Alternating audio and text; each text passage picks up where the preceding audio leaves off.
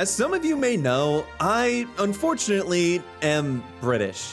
Yeah, bad RNG, I guess. This isn't a joke either. Both of my parents are from the UK, and I actually have dual citizenship between there and the US. So when I found out there was an upcoming nuclear apocalypse game set in my second homeland, it was instantly on my must-play list. Especially once I found out it had an achievement tied to it for completing the entire game in under 5 hours. But here's the problem with this. I have to literally create the speedrun from scratch. Somehow, I was able to get Rebellion themselves to sponsor this video, which let me get my hands on Atomfall over a week before its early access period even started. That meant I had no one I could talk to about it, not a single guide on what to do, and didn't even know how long the game would be in the first place. But being stupid and incompetent has never stopped me before. So I decided to do this and make it even worse for myself by getting this achievement on the game's hardest difficulty, planning out the route completely on my own and optimizing it down to the last second. So how well will the speedrun come out? How many attempts would the achievement take? And if it turned out to be easy, just how low could I get the time to go? I genuinely wasn't sure, but I thought to start the process, the most reasonable way to figure out how to beat the game the fastest was to 100% the entire thing.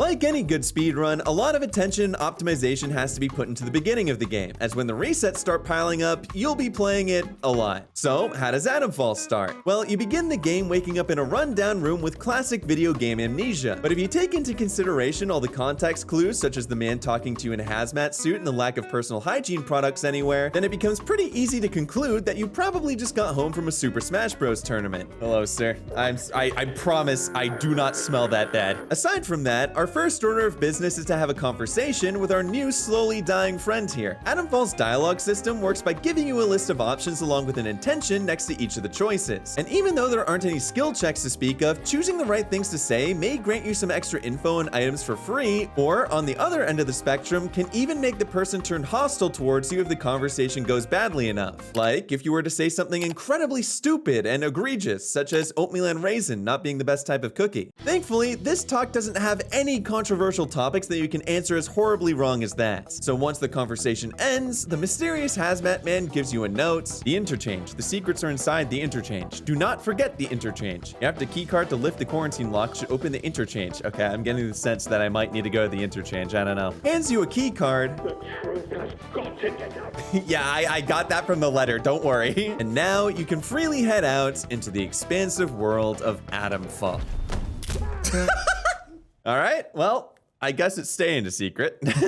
Oh, yeah, I almost forgot to mention this part. So in Atomfall, you can kill literally anyone. And to no surprise, I put this fact to the test almost immediately. There's been strange happenings. Oh, you don't say. Okay, you can definitely just kill anyone. Listen, the first guy, he might have been a bad guy. Who knows? Maybe Nat's an informant. I had to be sure. But the list of potential victims didn't just stop at people whose mutton chops I was jealous of. You can assassinate enemies, innocent civilians, merchants who don't respond at all, by the way, and even people who have quest lines that are required for most of the game's endings. Oh, there she is. Hello. Hello. She have on her. Tomato antidote, a very special recipe. She has a sickle. All right, I'll give you one of these bad boys and perhaps a sickle. You are, I know for a fact that you're a fan of sickles. Don't ask me how I know that. So because of this, I was gonna have to be really careful and try not to accidentally lock myself out of a route that could potentially help me beat the game faster, which was a lot easier said than done because I'm kind of a moron. Ow, oh my God. He threw like 10 punches at once, dude. I was fighting the British Bruce Lee. But aside from the ability to become a serial killer, what else was in the starting area? Good question. The answer to that is actually a lot. They go into crafting. I wonder if there's like a limit to how many things I could pick up. Well, only one way to find out. I spent the next several hours searching literally every building in the starting area, which is called, and let me get my father to say this for maximum authenticity. Have you got you read that? Slattendale. The reason for this rationally being that I wanted to take note of everything that was immediately available to me so I could mark the most important things I might need down and route them into my future speedrun. So firstly, there were obviously the weapons. Considering that I was planning to attempt this run on the hardest difficulty, which of course meant that I was gonna get thrown into the dumpster multiple times. Oh shit, I'm almost dead. Yep. Fuck, dude, I killed so many of them too. I was likely going to need something for the American Revolution Part 2 in the case that I wasn't able to run past everything. Thankfully, the first area basically had everything I could hope for when it came to this. As I ran into all the ruined houses, abandoned bunkers, and tripwires scattered everywhere. This grenade, oh, that's a trap. Wait, where's the... All right, I found it. I found the trap. I found an assortment of guns, throwable explosives, and melee weapons that stretch from knives all the way to cricket bats.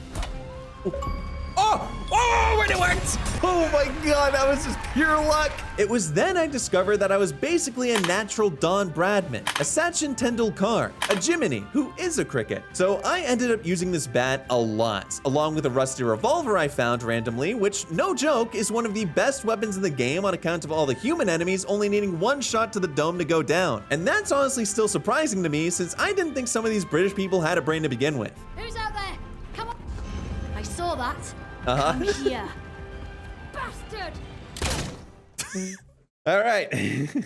Another example of peak British education. So with my starting loadout set and primary inventory almost full, it was time to move on to the second thing that I was on the lookout for, resources. But before we continue, it is my pleasure to mention that this video is actually sponsored by Atomfall. And once again, to keep it authentic, I'll have my British mother read the ad for me in her own words. I think Atomfall is very podgers. It's from the studio that made Sniper Elite, the game where you can shoot Hitler in the ball, singular, so they really know their stuff when it comes to gunplay. And the setting really reminds me of when I was a insert British world for child here. And the thing I like most about Atomfall is the open-ended mission structure. It makes me feel like I'm Sherlock Holmes, who's actually my great uncle because I'm British. That's probably where my son got his intelligence from. He has an aerospace engineering degree, but he's too humble to say it himself because I'm totally not.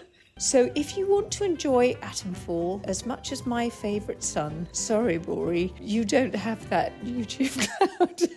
Then it's available now on Xbox, PlayStation, PC via Epic or Steam, and Xbox Game Pass. And you can use the links in the description and pinned comment to get it today. And now, back to talking about resources. There are 9 different resource types in the game, and you can use them to craft items that can be used to buff yourself, throw at enemies, and so on. However, for the most part, I was never really hurting for them so long as I kept exploring. And let's take the scrap and scrap.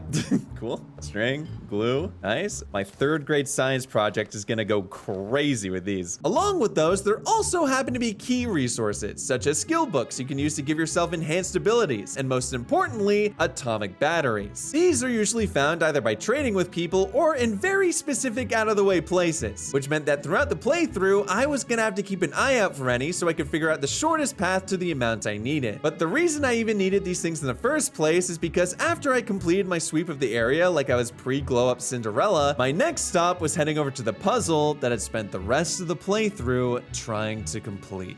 Oh, I'm trespassing. I just realized the red on top. That's fine.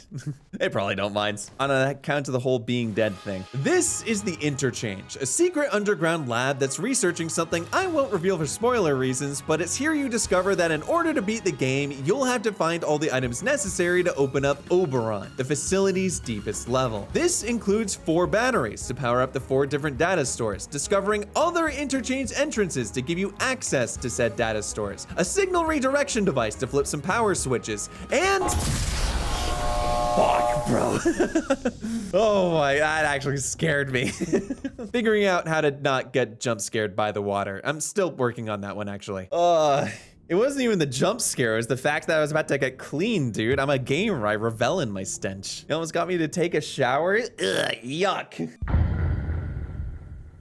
But now that I'd gotten an idea of the most efficient way to get through the start of the game, the next thing I had to do was figure out how I was gonna approach the mid-game. And this is when my flowchart really started to open up. It's here that I had to ask myself a ton of important questions, like what places in each area are worth it to loot? Are there any side quests I can do to make main quests faster? What can I do if I actually find too much stuff and can't hold all the items I need? Well, the answer to that last one, at least, I found in the form of the pneumatic tube network, which are storage devices you can use that let you universally store and reclaim your stuff in any tube you find. And it's the only time where you can say you spent the last few minutes of your night stuffing your meat in a tube and not have people look at you weird. But the answers to all the other questions were gonna take a bit more time to figure out. So at this point, I thought it was time to fully explore all the other areas this game had to offer, with my first stop on the tour being Wyndham Village. Wyndham acts sort of like this game's hub area, where you can find NPCs who might be a little too nice, to be honest. You're new around here, eh? Which means you're free to enter. Damn, what a progressive immigration policy. Along with multiple traders, a bunch of quest givers, and most notably, a Cornish pasty shop, which is the greatest food the British have ever invented. And I know that's not a high bar, but bear with me here. Aside from Wyndham, there's also Skethermore, where the soldiers and the robots are kinda assholes now. Uh-oh. Oh, I don't like that at all. This land looks safe. You could have fooled me. This land is not safe. Okay, I see he just saw the robot, as well as Casterfell Woods, which is an area ruled under the Iron Fist of the British chapter of the Amish. And in each of these areas, you're able to find a ton of leads that can hopefully lead you exactly where you want to go. So long as your brain is actually working, of course. It's a minefield. Oh, good.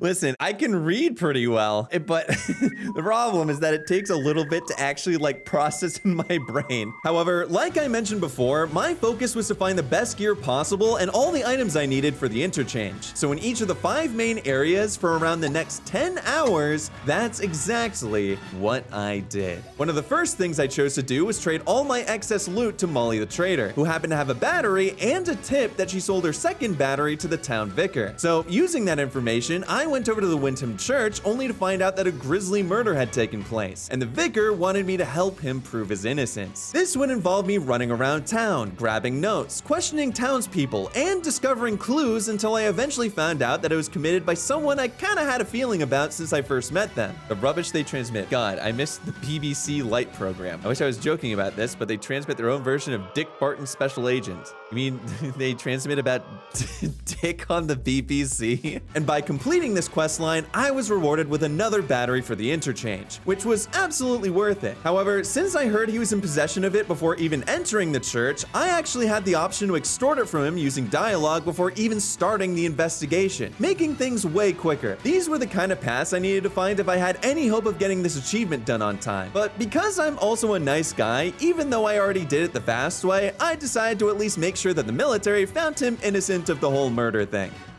You'll do. All right, see, perfect. Now, no one's going to be suspicious about Macy being murdered if everyone's murdered. These were just 2 of the many batteries I found throughout Atomfall. In fact, it turns out there are actually way more batteries than there are data stores to power up, which meant that the order of my objectives throughout the mid-game could look completely different depending on which 4 batteries I ended up deciding on. Some I found in neon-lit facilities holding traps for the Blue Man group, and others I found in caves that were surprisingly well furnished. That does seem like a very cozy couch, I won't lie. Definitely in this area. Although, ooh, I wonder if the mics get in that couch. You do run the risk of just having your ass eaten while sitting down. But in some respects, that's actually not a bad thing. But I discovered that one of the best and most straightforward ways of getting more batteries was by fighting robots. Actually, destroying one of these walking jukeboxes isn't easy by any means, but if you're able to cause one to overheat, it gets temporarily stunned, leaving you time to circle around behind it and yoink that bad boy out. These robots were scattered throughout most of the areas, and when you take their batteries into account along with the quest ones and random ones lying around, worrying about having to go out of my way for batteries thankfully became a thing of the past. Okay. Well, let's put in our nice little batteries in both B or D and C. And C, what happens here. So with the batteries down and data stores D and C powered, my next course of action was to find the entrances to data stores B and A. This turned out to not be as big an issue as I thought though, since the other entrances are, pretty apparent. Even the one that wasn't immediately obvious, I managed to discover thanks to finding a key to the crane room while exploring the interchange. So by using these other entrances, I was able to quickly power up Data Store B and then easily took care of Data Store. All right, it would appear as though I can't just power this bad boy up unless I just go really fast. Oh. Yeah. Yeah, I should have seen that one coming. Well, that's not good. So for Data Store A in particular, Walter White's trademark blue stuff had become airborne, and regardless of the amount of health I had, I would always seem to overdose before I could get in and out, which to West Coast US people might seem like a 30-minute wait minimum, but the rest of the world knows what I mean. It was only after this that I found out about the existence of 2 items that make it possible to survive this. One is in the form of a suppressant that I found way later in the game after discovering a hidden key in the Interchange medical wing, and the other is Mother Jago's secret sauce, which I was able to discover a lot sooner, but had its recipe located in the middle of a giant magic D&D druid castle. And personally, I didn't feel like I was gonna have the fortune to roll a nat 20 anytime soon. Nice, I'm glad I went this way. That was actually very, you know, very, what's the word? Very painless. Okay, well, maybe not. So even though I was eventually able to power up Store A with a combination of these, this was yet another decision I was gonna have to make for the speedrun. And it ended up being the exact same scenario with the signal redirector. I found one in a heavily guarded bunker and another in an even more fortified prison. Howdy. What did she do? What did she do? What did he do? I can tell what he did. So even though I still needed the batteries, at this point it became a lot more apparent that I'd have to start planning the middle of my speedrun around these items and then worry about what batteries would be best to claim along the way. But I could definitely make that work. So batteries, entrances, devices, the definitely FDA approved substances. And I mean, who's even checking that? The old guy who was a boomer in 1960, really? Which meant that there was only one more thing I had to check before proceeding into the end game. And that, my friends, was what the hell I was gonna do for combat. All right, at least he doesn't really have the range for this. Okay, you know what? I'm wrong. Never mind. Yeah, he totally had the range for this. Honestly, getting a good gun in the mid game is kind of a crapshoot, and I use that phrase literally because most of the guns you'll find will shoot like crap, or at least won't be better than what you can find in the beginning. Definitely something else. We'll get away with this. I feel like I got away with this.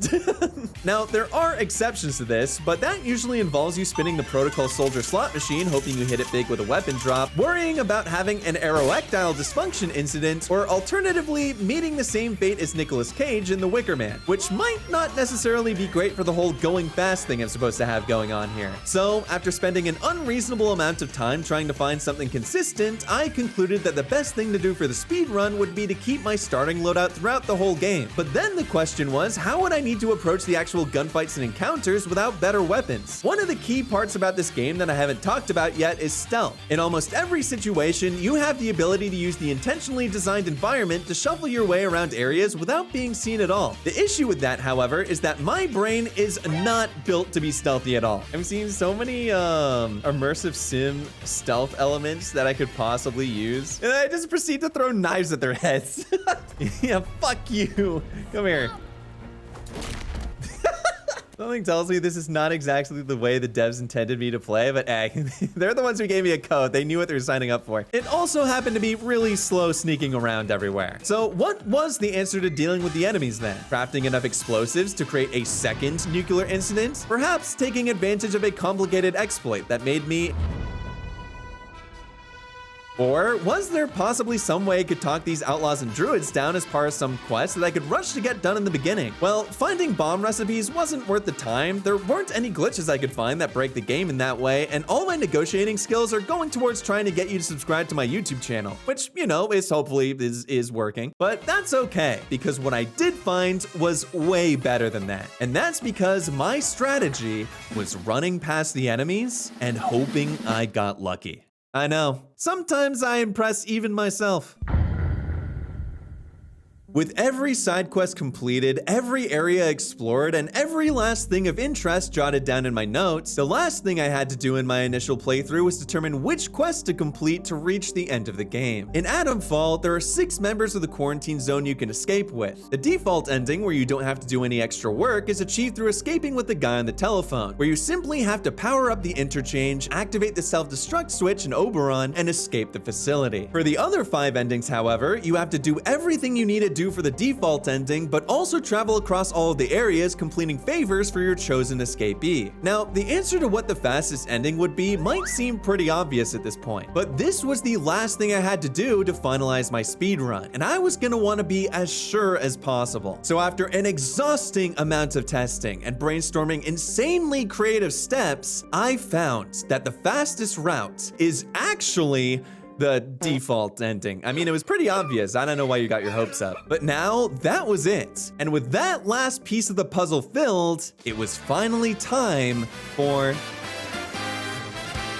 I'm not lying to you when I say I spent the very next morning after 100%ing the game, VOD reviewing, and making a giant Microsoft Paint drawing of my flowchart, where I was an idiot and didn't save it. But I did have it on the day of the run, and so let me show you what I came up with. Immediately after spawning in, you get in a conversation with the hazmat guy, where I span through all his dialogue except during the second choice, where I barter with him to give me his key card instead of getting him a bandage first, saving me 30 seconds already. Then, in the starting area, I beat the shit out of an outlaw for their cricket bat, make my way to the building near the water wheels to grab a rifle, and arrive at the building across from the rail yard to grab a revolver, sprinting and maxing out my stamina meter the entire way.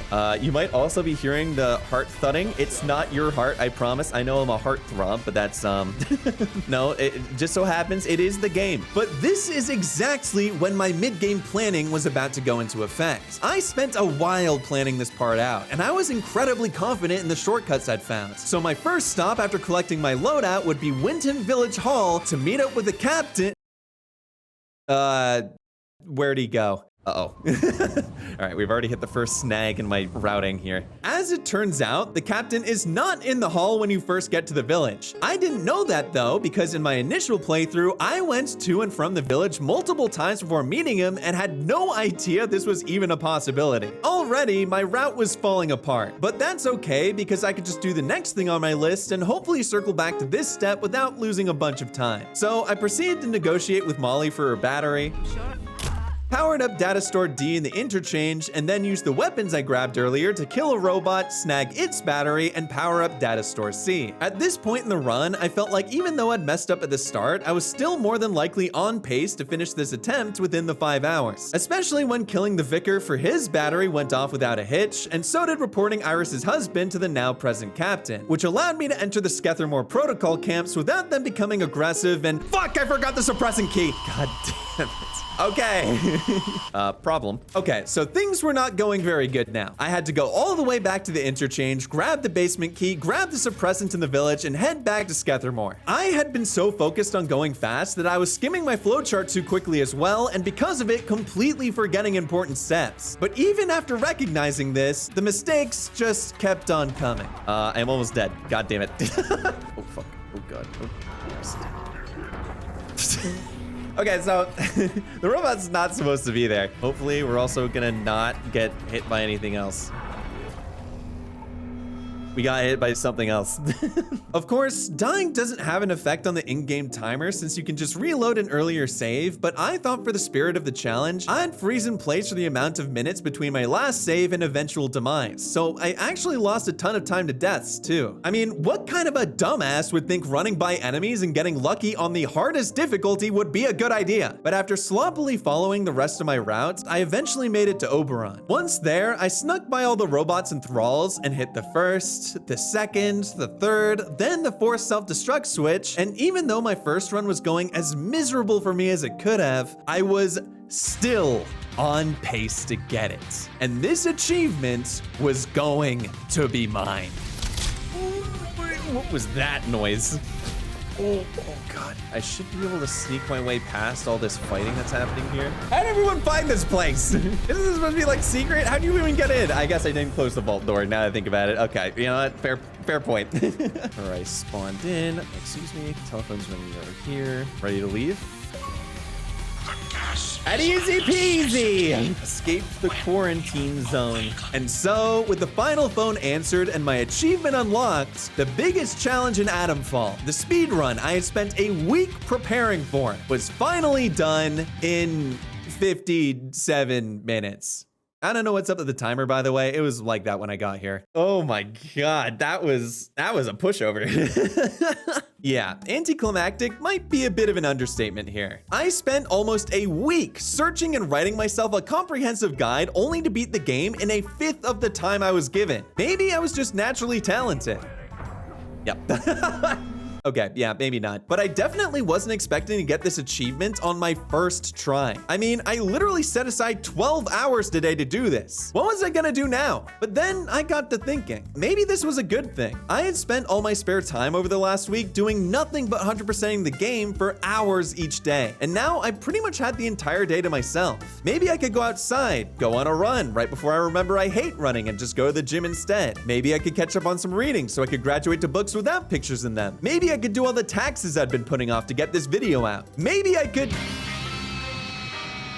Rather than doing all that boring stuff, I decided that 57 minutes was not good enough for me. With all the mistakes I made, I thought it was 100% in the realm of possibility to get a sub 40-minute time. So I spent the remaining 11 hours I had grinding Atomfall until I could get it. Sorry family, I can't hang out today. I have video games to play. Doing this, however, wouldn't be as easy as just cleaning up all the bad parts of the run, as I'd soon find out. I would need to be smart about this. So I split my optimization into 3 distinct parts. The first of these was seeing just how fast my current route could be without any mistakes. Basically, the plan was to go through the entire run again, but if I messed up on something, I'd reload a save and preserve my in-game timer, which meant that the wrong path would always turn into the right path, and getting killed would eventually become an enemy massacre. As long as they don't follow me, I should be good. If they follow me, I'll have to whip out the shotgun and show them how to actually shoot. I'll have you know I scored 100 on console aim labs grip shot. I will not let anyone tell me differently. By actually going to the correct order of locations this time and not forgetting anything, I managed to end the literal perfect run with a final time of 41 minutes. So my goal was in reach, but there were still some modifications that needed to be made. This meant it was time to enact part 2 of my optimization plan. I had to find any parts in the speedrun I could cut entirely or reroute to be faster.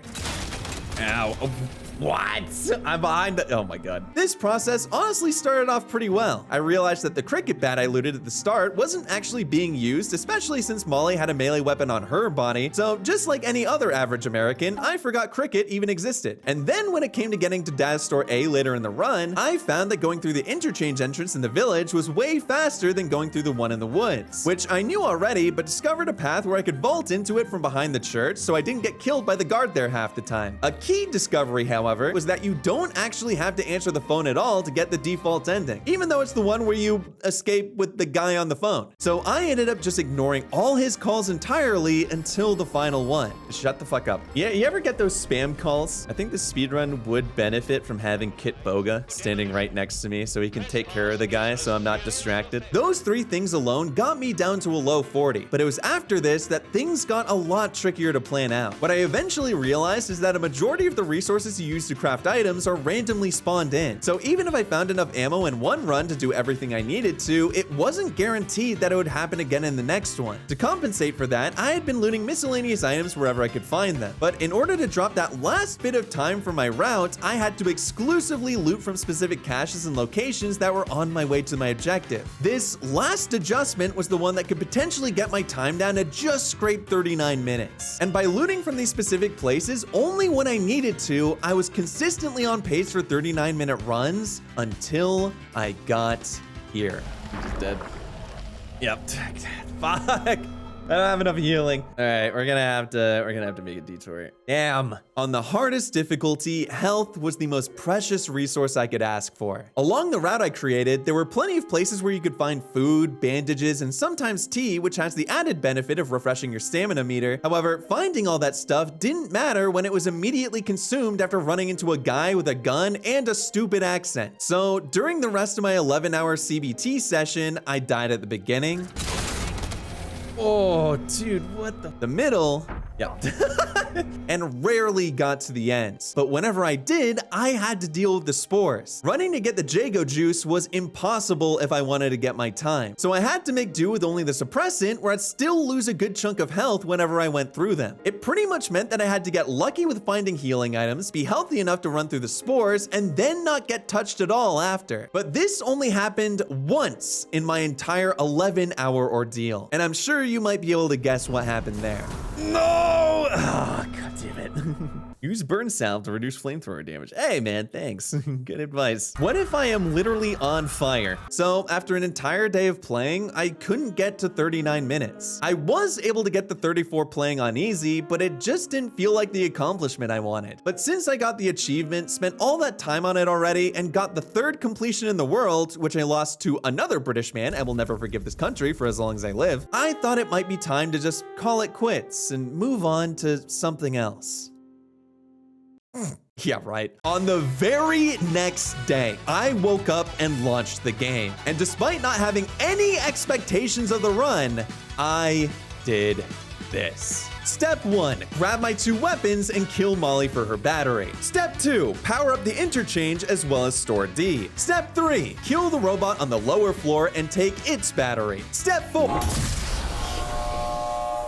have to be that loud every time. Yeah, I still haven't gotten used to that yet. Step 5, power up store C and grab the key from medical. Step 6, kill the vicar, get his battery, and get the suppressant. Step 7, report Iris and get the signal redirector from the prison. Step 8, power up data store B and kill the robot down here for its battery. Step 9, get to data store A with enough health to power it on. And step 10, use all your heals, pray you survive the trip to Oberon, and win. Yep, ready to leave, ready to leave, ready to leave. Time!